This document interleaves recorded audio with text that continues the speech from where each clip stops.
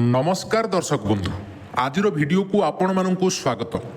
तेबे आज भिडियोटी बहुत गुरुत्वपूर्ण कारण आज भिडियो रे आमे जानिबा जदि आपणक घरर जेकोसी जमीपटा पूर्व पुरुषंक नाम रे रही जाइछि जेमिति कि आपणकर बापा होंतु किंबा आपणकर जेजे बापा जेकोसी घरर जमीपटा जदि पूर्व पुरुषंक नाम रे रहिछि सेमानंक नामरु आपणक नामकु आपण केमिति ट्रांसफर करि परिबे।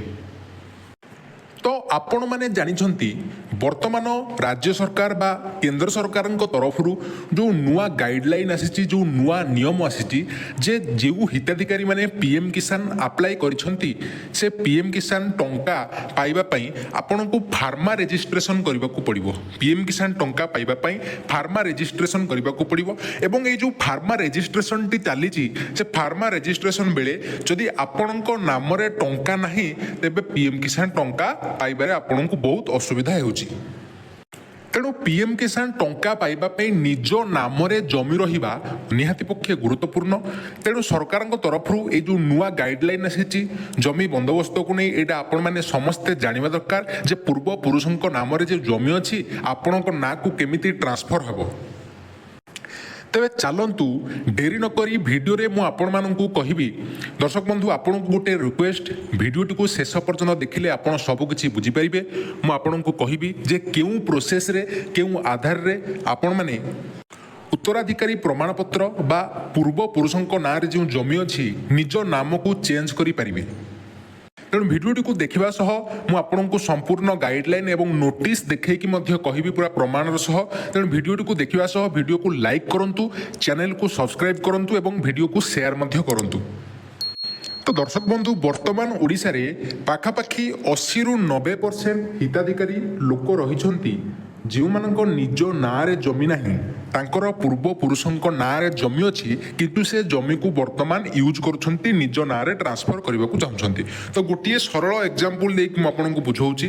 धरि नियंतु आपनकर जेजे बापा ठीक अछि आपनकर जेजे बापा अछंती एवं तांकर गोटिए पुओ ठीक अछि तांकर दुईटी पुओ एवं से दुईटी पुओंकर किछि पुओ माने मध्य अछंती।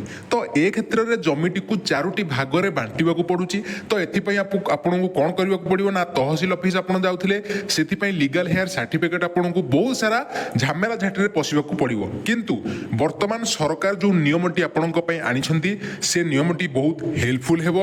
तो से नियमर जो नोटिस टी रहिछि आपनको स्क्रीन रे म आपनको देखाई देउछि। तो प्रथमे देखंतु हेडलाइन रे रहिछि कोन ना 10 वर्ष पर संशोधन हेबा को जाउछि जमीपटा रहिबो असली मालिकंक नाम। तो 10 वर्ष पर संशोधन हेबो जमीपटा पूर्व सरकार मध्य पट्टा अपडेट करने को उद्यम करथिले हेले तहसीलदारଙ୍କ मानसिकता कामर चाप और मानव संबल अभाव जोगु यह संभव हो पारि नथिला। एबे बीजेपी सरकार पुणी थरे जमीपटारे असल मालिकଙ୍କ नाम रखिबा को उद्यम करिछि। तेबे राजस्व विभाग पक्षरु जारी होईछि स्वतंत्र एसओपी निर्दिष्ट समय सीमा स्थिर होईछि। एडीएम जिला स्तर रे और उपजिलापाल सब डिविजन स्तर रे नोडाल ऑफिसर भावे काम करिवे। सरकारଙ୍କ उद्यम को प्रशंसा करा जायथिले मध्य एहार वास्तव कार्यकारिता को नहीं प्रश्न उठिछि। तबे देखंतु सुदक्ष राजस्व प्रशासन पई सठिक जमीपटा बा आरओआई रो निहाती जरूरी। जमीपटा संशोधन पई राजस्व विभाग रो चालियो स्पेशल ड्राइव जारी हला स्वतंत्र एसओपी हेले 1962 रु 2014 मध्य बंदोबस्त जरिया होइथिला जमीपटार संशोधन यह परठू आउ होई नाही। पट्टारे ना थिबा लोकंक मध्यरु 75 रु 80% प्राण हराई सारिलेनी। तेबे जमीपटारे उत्तराधिकारी ना रहिबा जरूरी। बैंक ऋण कृषि बीमा और सरकारी सहायता पई सठिक जमीपटा जरूरी।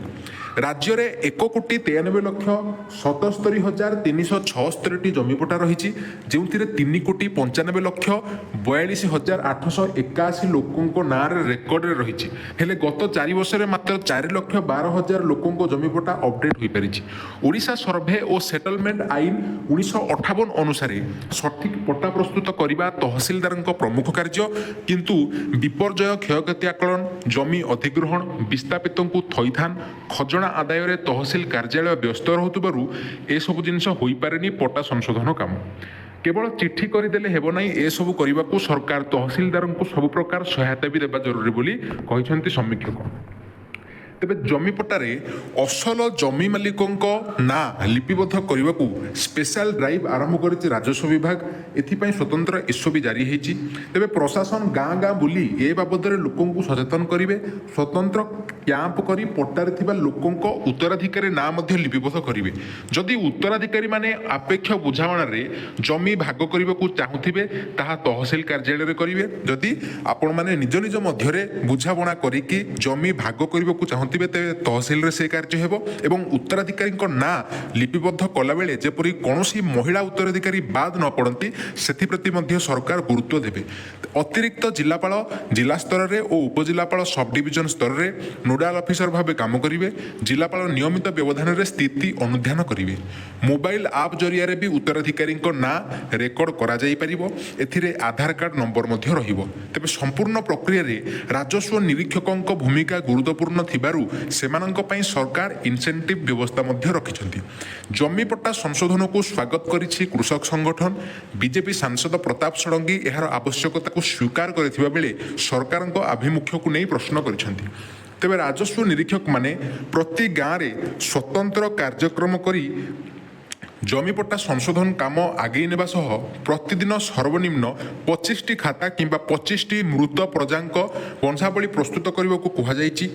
ରାଜସ୍ୱ ବିଭାଗର ଏହା ଏକ ବୃହତ୍ତମ କାର୍ଯ୍ୟକ୍ରମ ହୋଇଥିବାରୁ ସରକାରୀ ନିର୍ଦ୍ଦେଶନାମା ସହ ଆବଶ୍ୟକ ଭିତ୍ତିଭୂମି ଓ ମାନବ ସମ୍ବଳ ଯୋଗାଇ ଦେବା ବି ଜରୁରୀ ଅଛି। ତେବେ ଦର୍ଶକ ବନ୍ଧୁ ଏଇଠି ଗୋଟିଏ ନୋଟିସଟେ ଆପଣ ଦେଖନ୍ତୁ ଯେଉଁଥିରେ କି ସ୍ପଷ୍ଟ ଭାବରେ ଲେଖାଯାଇଛି ଯେ ଏତଦ୍ୱାରା ସମସ୍ତ ଜନସାଧାରଣମାନଙ୍କୁ ଜଣାଇ ଦିଆଯାଉଛି ଯେ ରାଜ୍ୟ ସରକାରଙ୍କର ଚିଠି 18/2/2025 ବହୁ ସମୟ ହେଇଗଲାଣି, ଠିକ୍ ଅଛି। ତ ମୃତ ବ୍ୟକ୍ତିଙ୍କ ନାମରେ ଥିବା ରେକର୍ଡ ନ ରହି ତାଙ୍କର ଉତ୍ତରାଧିକାରୀମାନଙ୍କ ନାମରେ ରେକର୍ଡ ସଂଶୋଧନ କରାଯିବ, ଯାହାଦ୍ୱାରା କି ସରକାରୀ ଯୋଜନା ଗୁଡ଼ିକର ସମସ୍ତ ସୁବିଧା ସିଧାସଳଖ ଉପଭୋଗ କରିପାରିବେ। ତେଣୁ ଆପଣମାନେ ମୃତ ଖାତାଦାରଙ୍କ ଉତ୍ତରାଧିକାରୀମାନଙ୍କ ଆଧାର କାର୍ଡ ସଂଗ୍ରହ କରି ନିଜ ନିଜ ଗ୍ରାମରେ ହେବାକୁ ଥିବା କ୍ୟାମ୍ପ କିମ୍ବା ନିଜ ରାଜସ୍ୱ ନିରୀକ୍ଷକଙ୍କ କାର୍ଯ୍ୟାଳୟରେ ଦାଖଲ କରିବା ହେବେ। ତ ଏଥିପାଇଁ ଦର୍ଶକ ବନ୍ଧୁ ଆପଣଙ୍କ ମନରେ ପୁଣି ଡାଉଟ୍ ଥିବ ଆବଶ୍ୟକୀୟ କାଗଜାତ କ'ଣ ଲାଗିବ, କ'ଣ ଡକୁମେଣ୍ଟ ସବୁ ଏହି କାର୍ଯ୍ୟ ପାଇଁ ଲାଗିବ ନା ସମସ୍ତ ପଟ୍ଟାର ନକଲ ଜେରକ୍ସ କପି, ସମସ୍ତ ପଟ୍ଟାର ଜେରକ୍ସ କପି, ଉତ୍ତରାଧିକାରୀମାନଙ୍କର ନାଁ ଓ ଆଧାର କାର୍ଡ଼ର ନକଲ, ଯେଉଁ ଉତ୍ତରାଧିକାରୀ ରହିଛନ୍ତି ତାଙ୍କର ନାମ ଏବଂ ଆଧାର କାର୍ଡ଼ର ଜେରକ୍ସ କପି। ଯଦି ଉତ୍ତରାଧିକାରୀ ପ୍ରମାଣପତ୍ର ଓ ମୃତ୍ୟୁ ପ୍ରମାଣପତ୍ର ଥାଏ ତାହେଲେ ତାହାର ନକଲ। ଏଇ ତିନୋଟି ଗୁରୁତ୍ୱପୂର୍ଣ୍ଣ ଡକୁମେଣ୍ଟ ରହିଛି ଯେଉଁଟାକି ଆପଣମାନଙ୍କୁ ଜାଣିବ ଲାଗିବ। ଏବଂ ଏହି ଯେଉଁ କାମଟି ରହିଲା ଏଠି ଆପଣ କେଉଁଠିରେ ହେବ ସେଟା ମଧ୍ୟ ଜାଣିଲେ ଆପଣ ନା ମୃତ ଖାତାଧାରଙ୍କ ଉତ୍ତରାଧିକାରୀମାନଙ୍କ ଆଧାର କାର୍ଡ ସଂଗ୍ରହ କରି ନିଜ ନିଜ ଗ୍ରାମରେ ହେବାକୁ ଥିବା କ୍ୟାମ୍ପ ସରକାରଙ୍କ ତରଫରୁ ଗାଁ ଗାଁରେ କ୍ୟାମ୍ପ କରାଯିବ, ସେଠି ହେଇପାରିବ କିମ୍ବା ନିଜ ରାଜସ୍ୱ ନିରୀକ୍ଷକଙ୍କ କାର୍ଯ୍ୟାଳୟରେ ଦାଖଲ କରିବା ହେବେ। ତ ଏତିକି ରହିଥିଲା ଆଜିର ଭିଡ଼ିଓରେ ଅପଡେଟ୍। ଆପଣଙ୍କର ଜମି ବନ୍ଦୋବସ୍ତ ହୋଇଛି ନା ହୋଇନି, ନା ଆପଣ ନିଜେ ଜମିକୁ ଓନ୍ କରୁଛନ୍ତି, ନିହାତି ପକ୍ଷେ କମେଣ୍ଟ କରି ଜଣାଇବେ ଏବଂ ଓଡ଼ିଶାର କେଉଁ ଜିଲ୍ଲାରୁ ଭିଡ଼ିଓଟିକୁ ଦେଖୁଛନ୍ତି ତାହା ମଧ୍ୟ କମେଣ୍ଟରେ ଜଣାଇବେ। ଭିଡ଼ିଓଟିକୁ ନିଜେ ଦେଖିବା ସହ ସାଙ୍ଗସାଥୀଙ୍କ ସହ ସେୟାର କରିବେ ଏବଂ ଆମ ଚ୍ୟାନେଲକୁ ସବସ୍କ୍ରାଇବ୍ କରିବାକୁ ଜମା ବି ଭୁଲିବେ ନାହିଁ। ଦେଖା ହେବା ପରବର୍ତ୍ତୀ ଗୁରୁତ୍ୱପୂର୍ଣ୍ଣ ଭିଡ଼ିଓରେ। ଜୟ ଜଗନ୍ନାଥ।